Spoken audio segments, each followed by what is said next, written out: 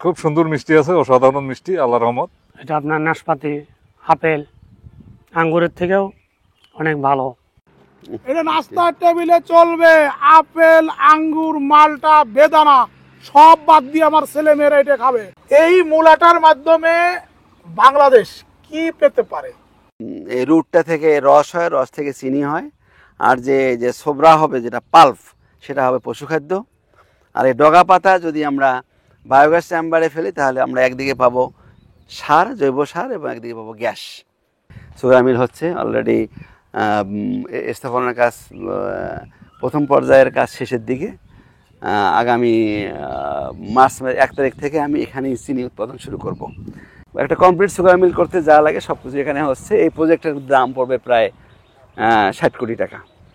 এই মূলাটা বাংলাদেশের অর্থনীতিতে কি প্রভাব ফেলতে পারে, আমাদের আজকের প্রতিবেদন সেই বিষয়টা নিয়ে। 5 লাখ হেক্টর জমি থেকে প্রায় আমরা 4.5 কোটি টন সুগার বিট পাবো।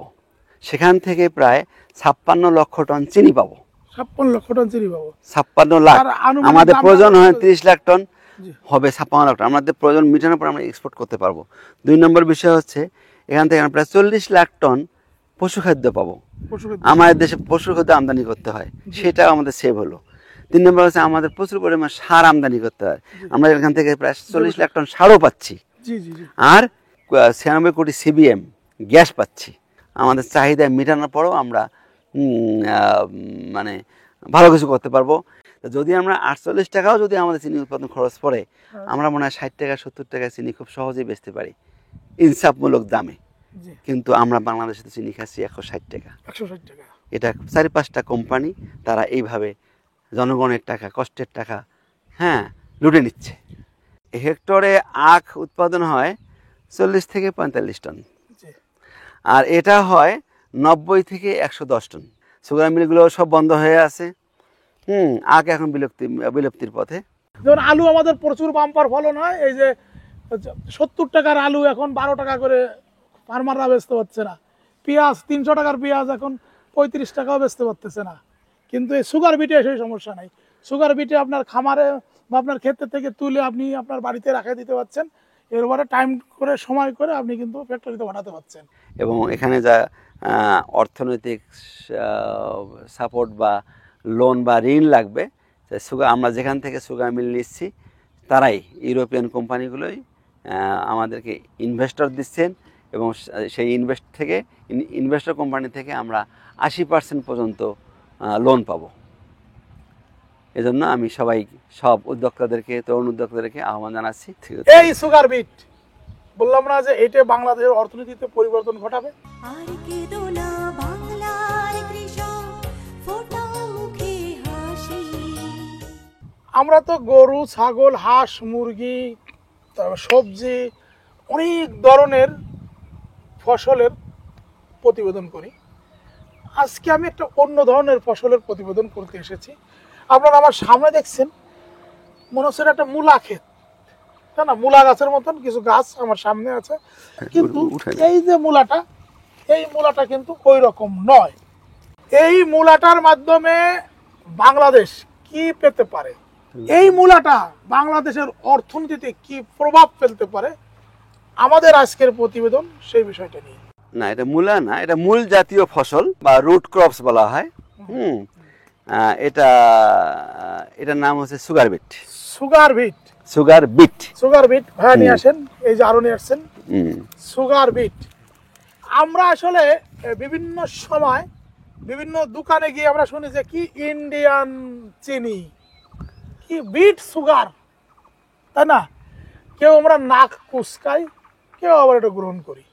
যে আমাদের যে দোকানগুলোতে যে 2 ধরনের চিনি পাওয়া যায়, একটা হলো সুগার কেন, আখ থেকে উৎপাদিত, আর একটা হলো এই গাছ থেকে উৎপাদিত।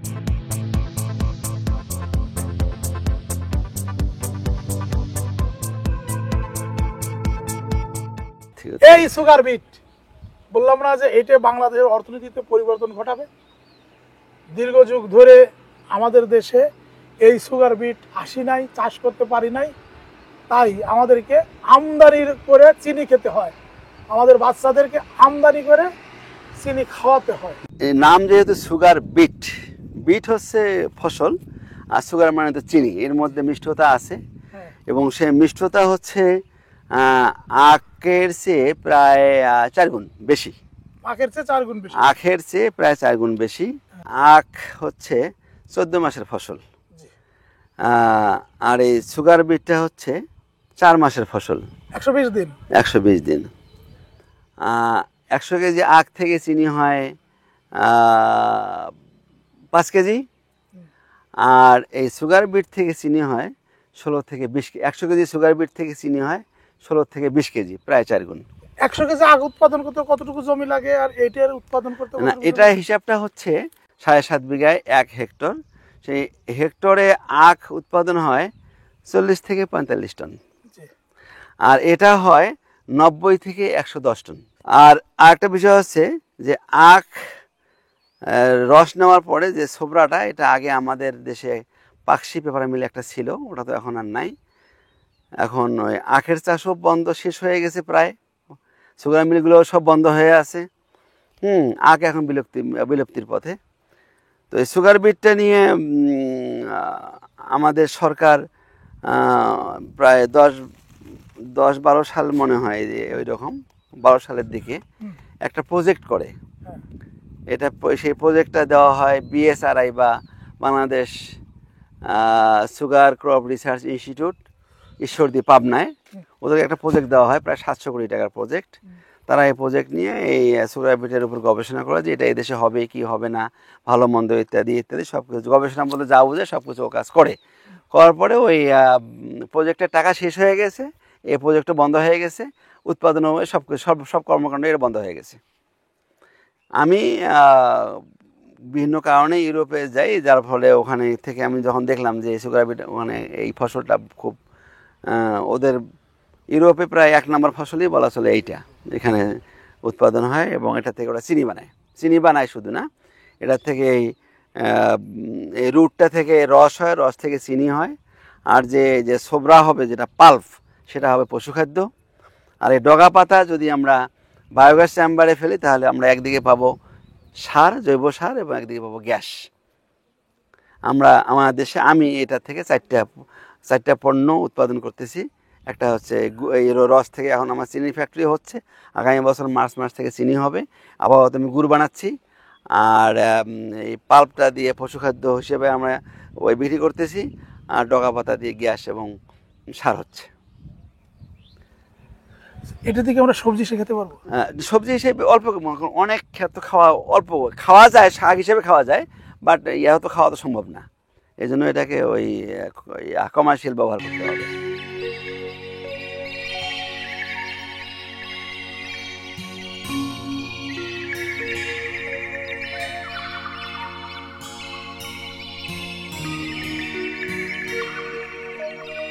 ভাই বলেন কেমন লাগে খাইতে?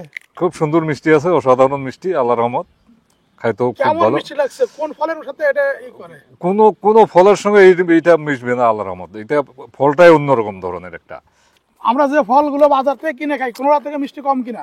খাইলাম, এটা তো অসাধারণ টেস্ট। এটা আপনার নাশপাতি, আপেল, আঙ্গুরের থেকেও অনেক ভালো আর সুস্বাদু। এটা বাচ্চারা খাবে, আপেলের থেকে এটা ভালো খাবে। আমি গ্যারান্টি দিতে পারি সালাম ভাই, এটা নাস্তার টেবিলে চলবে, এটা নাস্তার টেবিলে চলবে। আপেল, আঙ্গুর, মালটা, বেদানা সব বাদ দিয়ে আমার ছেলে মেয়েরা এটা খাবে। এবং আমার মনে হয় আমরা যে 5 মিশালি সবজি করি, বাইরে অত গবেষণা করি নাই, তার ভিতরে দিলেও কিন্তু আলাদা একটা মজা লাগবে। চাইনিজের সবজিতে দিলে আলাদা একটা ফ্লেভার আসবে। মিষ্টি কুমড়া খাই না, মিষ্টির জন্য তো খাই, মানে এটা যদি একটু বাড়তি হয়ে যায়। গরু যে খায় কেমন খায় দেখেন খালি।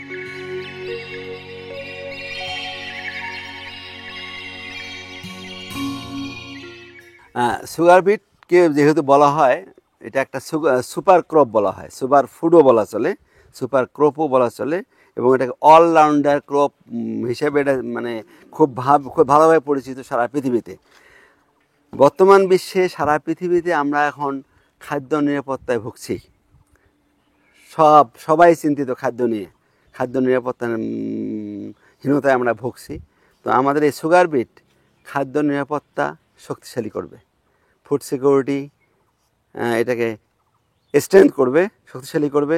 আমরা যদি এটাকে একবেলা খাদ্য হিসেবে খাই বা যে কোনো সময় যদি আমরা খাদ্য হিসেবে খাই, তাহলে আমাদের সাধারণ ট্রেডিশনাল খাদ্য ভাত রুটি চালের উপরে আমার চাপ কমবে এবং আমাদের এই খাদ্যটা এস্টাবলিশ হবে এবং মানুষ এটার মধ্যে জিআই লেভেল খুবই কম, সোলেবল ফাইবার থাকাতে ডায়াবেটিসের রুগীরাও এটা খেতে সবাই এটা খেতে পারবে, যে কোনো রুগীও এটা খেতে পারবেন।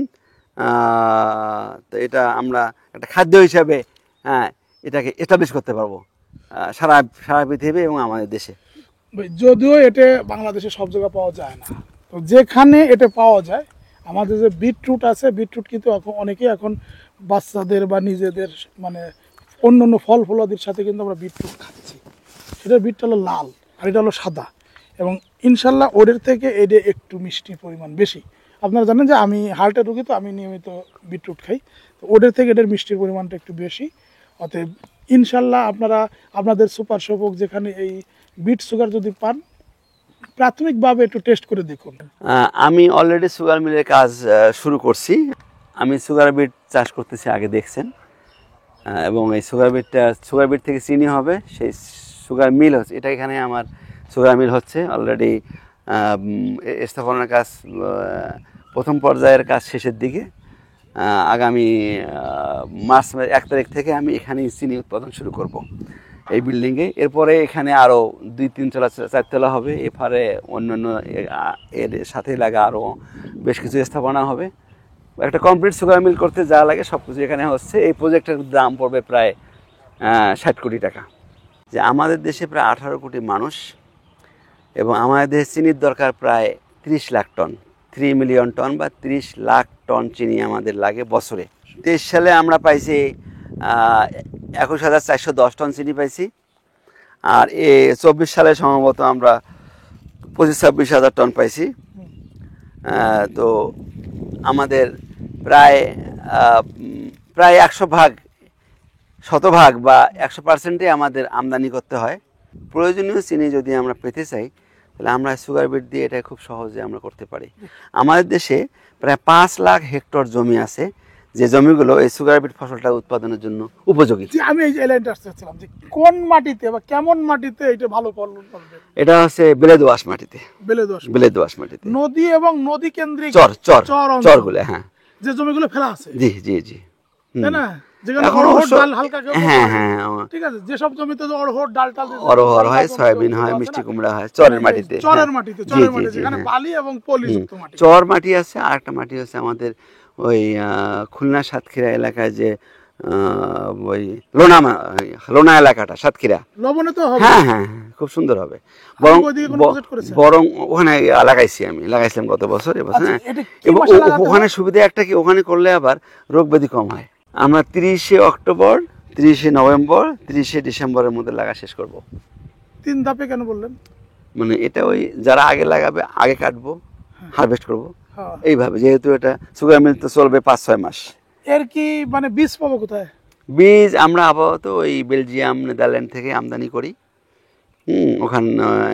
কারণ এই বীজ উৎপাদনের যে প্রযুক্তি বা কৌশল, ওটা আমাদের দেশে এখনো হয় নাই। হয়তো বা আমি এটা করব এই বাংলাদেশে, যদি আল্লাহ বাঁচায় রাখে।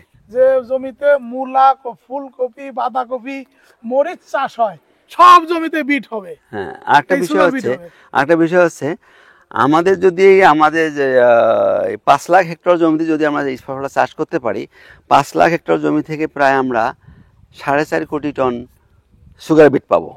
সেখান থেকে প্রায় 56 লক্ষ টন চিনি পাবো। 56 লক্ষ টন চিনি পাবো। 56 লাখ। আমাদের প্রয়োজন হয় 30 লাখ টন, হবে 56 লাখ টন। আমাদের প্রয়োজন মিটানোর পর আমরা এক্সপোর্ট করতে পারবো। 2 নম্বর বিষয় হচ্ছে এখান থেকে আমরা প্রায় 40 লাখ টন পশুখাদ্য পাবো। আমাদের দেশে পশুখাদ্য আমদানি করতে হয়, সেটাও আমাদের সেভ হলো। 3 নম্বর হচ্ছে আমাদের প্রচুর পরিমাণ সার আমদানি করতে হয়, আমরা এখান থেকে প্রায় 40 লাখ টন সারও পাচ্ছি। আর 96 কোটি টন, প্রায় 96 কোটি CBM গ্যাস পাচ্ছি। তা আমাদের যদি এই পঞ্চগড়, উত্তরবঙ্গের অনেক জমি আছে, জেলা আছে, পঞ্চগড়, ঠাকুরগাঁও, লালমনিরহাট, কুড়িগ্রাম, নীলফামারী, গাইবান্ধা, এগুলো ম্যাক্সিমামে হাইল্যান্ড এবং বেলে দোআঁশ মাটি। আমরা এই উত্তরবঙ্গটা যদি আমরা এই ফসলটার জন্য বেছে নিই, আমাদের চাহিদা মেটানোর পরেও আমরা মানে ভালো কিছু করতে পারবো। 2 নম্বর কথা হচ্ছে যে কৃষকরা কেন এই ফসলটা করবে। হ্যাঁ, আর 1 একর জমিতে যদি আমরা বিট করি 35 টন পাচ্ছেন, কত? 35 tons 35 ton, ton 35 ton 35 ton একরে। একরে। আর যদি আমরা ধান করি একরে পাবেন না 75 মন, 75,000 টাকা। 75,000 টাকা। আর এটা পাচ্ছেন আপনি 35 টন 3 টাকা করে ধরলে 1,05,000 টাকা। আর এই জমিতে ধান হবে না, এই জমিতে পড়ে আছে কম দামি জমি।